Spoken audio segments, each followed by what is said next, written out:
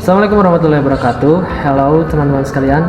Perkenalkan, nama saya Muhammad Prayo Setiawan. Saya dari Ilmu Hadis kelas 3B. Di sini saya bersama dengan rekan saya Andrew, Ilham, Sherly, dan Anissa Amalia.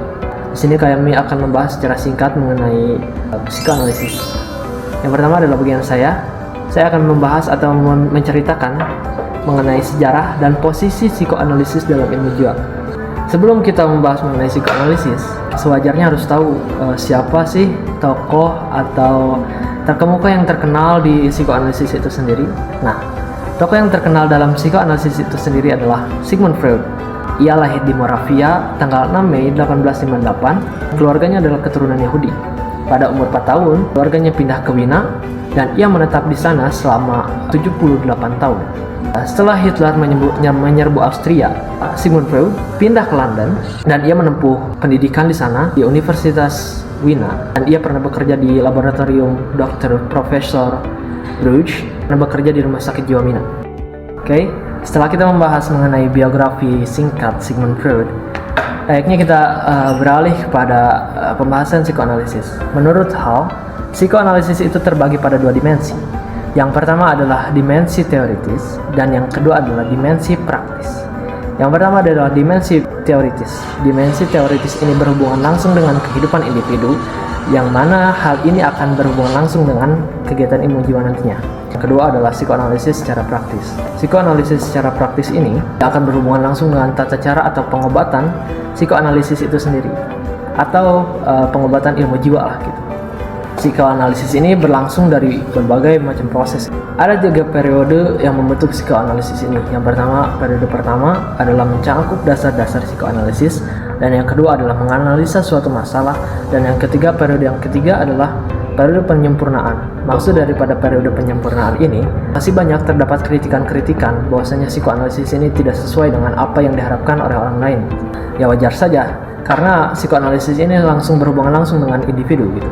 Yang mana jika kita mengacu pada individu atau seseorang, pastinya hati dan pikirannya itu pasti berubah-ubah terkait berkembangnya zaman. Selanjutnya, Sigmund Freud ini pernah belajar mengenai metode hipnotis atau metode sugesti, tepatnya pada tahun 1885 sampai 1886. Ia pernah belajar pada Jan Karkow bahwasanya metode hipnotis ini tidak sesuai dengan apa yang Sigmund Freud pikirkan. Karena apa? Karena metode ini dilangsungkan secara sementara dan ini tidak berkaitan langsung dengan ilmu jiwa. Selanjutnya ia pernah belajar pada Dr. Breuer, yang mana Dr. Breuer ini pencetus daripada metode katarsis. Apa itu metode katarsis? Metode katarsis itu ialah salah satu metode yang membiarkan pasiennya untuk berbicara langsung pada kita. Kalau dalam zaman milenial ini disebutnya curhat lah gitu, curhat antara satu dengan yang lain gitu. Ini adalah metode katarsis.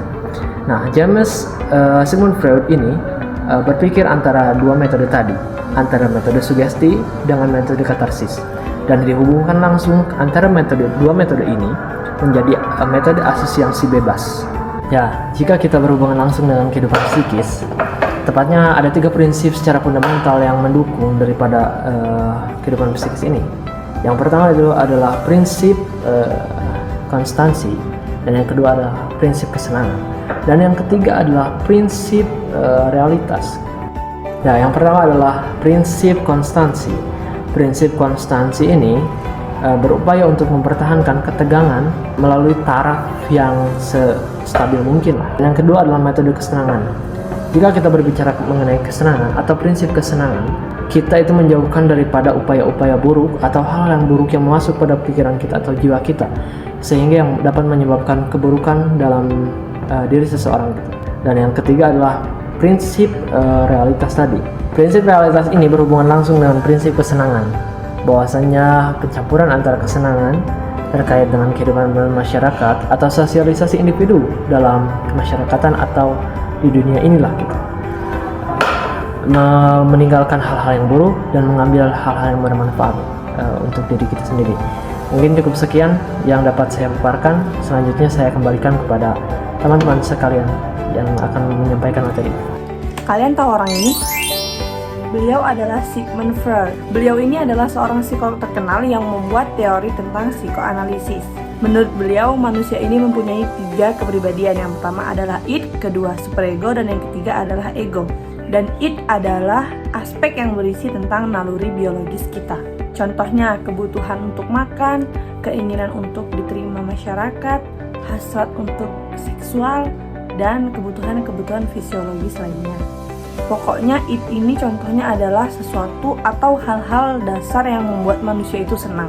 Id ini adalah bagian primitif dari naluriah, dari bagian kepribadian seseorang. Dan id ini mendorong orang untuk bergerak berdasarkan pleasure principle, yaitu berusaha memperoleh kenikmatan dan menghindari rasa sakit. Dan id ini membuat manusia bekerja dengan keras kepala, karena id itu hanya menginginkan kebahagiaan dari sesuatu.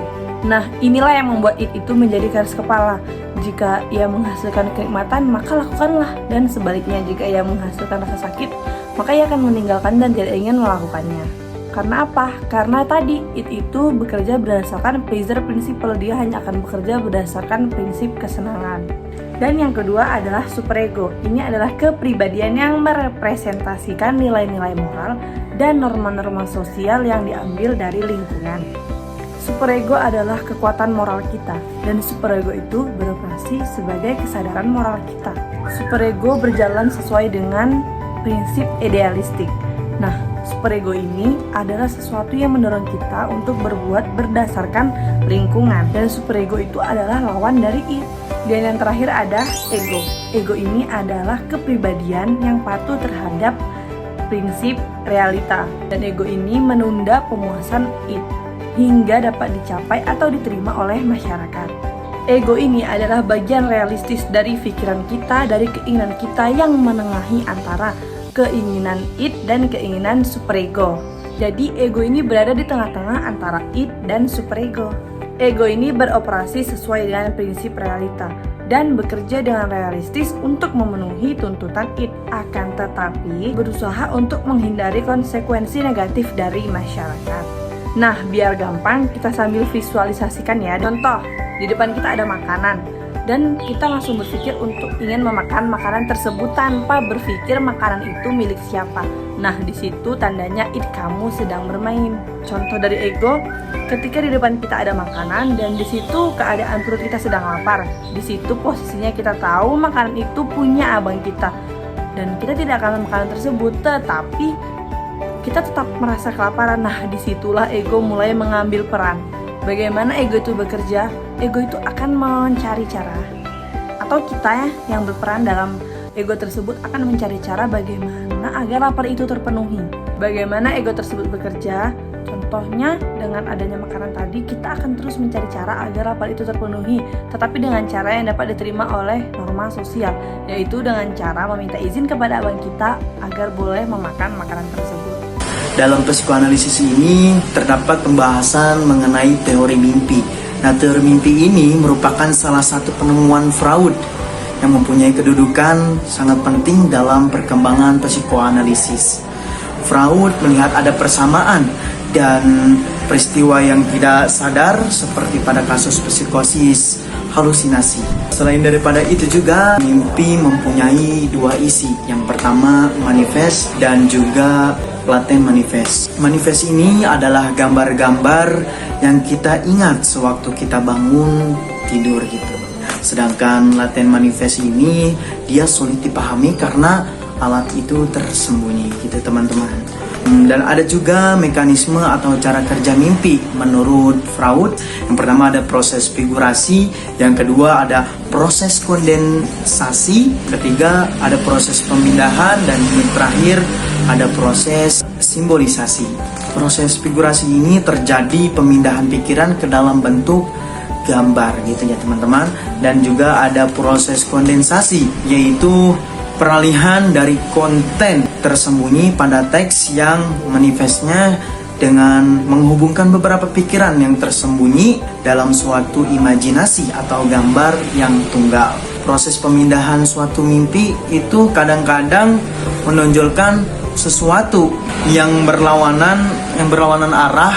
Dia kebalikan dari pikiran laten yang harusnya diwujudkan, seakan hal ini akan terhindar dari pelacakan gitu teman-teman. Dan yang terakhir ada proses simbolisasi, yaitu gambaran mimpi yang sering berhubungan dengan pikiran yang tersembunyi melalui hubungan analogis yang dalam. Oke, di sini saya akan menjelaskan tentang aplikasi teori Freud. Secara sederhana, aplikasi teori Freud dapat dilakukan dengan dua cara, yaitu mengaplikasikan teori kepribadian dan mengaplikasikan teori mimpi. Oke, tentu saja kedua itu adalah proses untuk memudahkan para mahasiswa dalam mengaplikasikan teori Freud ya, yang dapat dilakukan secara lebih gitu, baik membaca karya sastra yang unik, misal karya-karya punya Iwan Simatupang, Dartono, terus cerpennya Samsa Tratsuki gitu. Untuk mengklasifikasi teori mimpi, sebaiknya diperhatikan dahulu cara kerja mimpi yang mengandung proses figurasi, kondensisasi, pemindahan, dan simbolisasi. Analisis mode teori mimpi tidak mengandung model hubungan sebab akibat. Artinya, perilaku tokoh diperlakukan seperti sebuah mimpi. Ya, mimpi adalah penemuan hasrat secara tersembunyi lah. Langkah yang dilakukan pertama adalah memilih karya sastra yang cocok dengan teori mimpi. Artinya, karya sastra yang dipilih adalah karya sastra yang tidak kontroversial, yang tidak riuh, atau yang mengandung keunikan gitu, tapi uniknya nggak riuh. Setelah itu, kita memilih untuk mengidentifikasi perilaku tokohnya nih, mengidentifikasi perilaku itunya. Setelah itu, kita mengintegrisasikan perilaku itu. Kesimpulan tentang teori psikoanalisis yang sudah dipaparkan dan dijelaskan oleh teman-teman saya. Baik, teori psikoanalisis merupakan teori yang menjadi usaha untuk menjelaskan tentang hakikat dan perkembangan kepribadian manusia. Tidak yang untuk dalam teori ini adalah motivasi, emosi, dan aspek-aspek lain internalnya. Teori ini berasumsi bahwa kepribadian berkembang ketika terjadi konflik-konflik dari aspek-aspek psikologis tersebut, yang pada umumnya terjadi pada anak-anak atau usia dini. Psikoanalisis memiliki banyak hal ditawarkan untuk pendidikan. Hubungan di antara mereka seperti sebuah perkawinan di mana kedua pasangan sadar akan kebutuhan bersama mereka, tapi tidak terlalu mengerti satu sama lain, dan karena juga tidak mengerti akan namanya menyatu. Jadi tujuan menganalisis teori Sigmund Freud ini yaitu agar kita bisa mengetahui tentang hakikat dan perkembangan kepribadian manusia. Yang teman-teman harus ketahui bahwa Sigmund Freud, beliau adalah orang pertama yang memunculkan istilah psikoanalisis. Beliau psikolog asal Wina, Austria, ini lahir pada tanggal 6 Mei 1865. Merupakan putra pasangan dari Amalia dan Jacob Freud. Tokoh psikoanalisis klasik ini wafat pada usia 83 tahun di London pada tanggal 23 September 1939 dan terkenal karena mengembangkan psikologi kepribadian. Freud mengambil jurusan kedokteran di Universitas Wina pada tahun 1973. Masa mudanya ia isi dengan banyak melakukan observasi dan penelitian. Kajiannya banyak membahas tentang kejiwaan dan kesesuaian pendirian.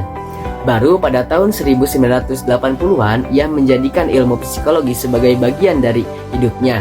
Sejak saat itu, ia terus mengembangkan teori psikoanalisis pikiran manusia. Teori psikoanalisis klasik merujuk pada istilah yang dipopulerkan oleh Freud.